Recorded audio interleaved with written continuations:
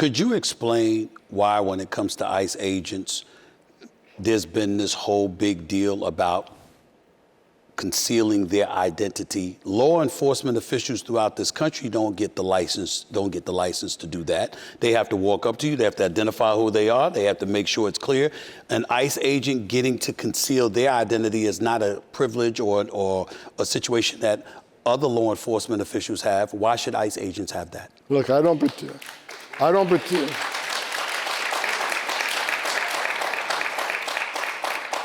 particularly like the mask either, but name another law enforcement agency that's over 1,000% attacks on them. And name another law enforcement agency whose spouses and children have been doxxed on social media and been attacked and bullied in churches and schools. These men and women put a gun on their hip and wear a Kevlar vest to go on the streets every day to look for the worst of the worst, makes this country safer. Them wearing a mask, if that protects them and protects their families, then that has to be done. No one, you know. I remember the days some of these cities, if they weren't wearing a mask during COVID, you got reported to the police and got arrested for it. These men and women are trying to protect themselves and their families. And again, I don't like the mask. I wish there wasn't need for it. But there's not another law enforcement agency dealing with the attacks that ICE is dealing with right now. Look, immigration enforcement, I've been doing it since 1984. It's always been controversial. It's always been emotional. But people need to remember, the men and women at ICE, they don't hang their heart on a hook when they go to work. They're mothers and fathers too. They have children too. And they take very, very emotional things home with them every day.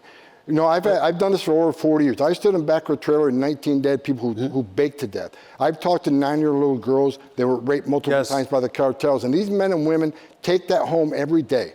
These are heroes and they're patriots, and I'm happy and I'm proud to support them. But Mr. Homan, respectfully, I get where you're coming from. But one could retort by simply saying, you know, when Obama was in office, he actually, and I said this to you when I interviewed you on my show, Obama deported more people than Trump did the first go round. But we didn't have this going on. So is it possible that the rhetoric of the president and the manner in which he chooses to verbalize his position on this issue may serve to antagonize the situation, and that is what is calling all of this, when you consider the fact that other president, you've acknowledged President Obama deported more people than President Trump before Biden went against Obama and decided to open borders. We didn't have these kind of issues until President Trump's second term. Even in his first term, it wasn't like this.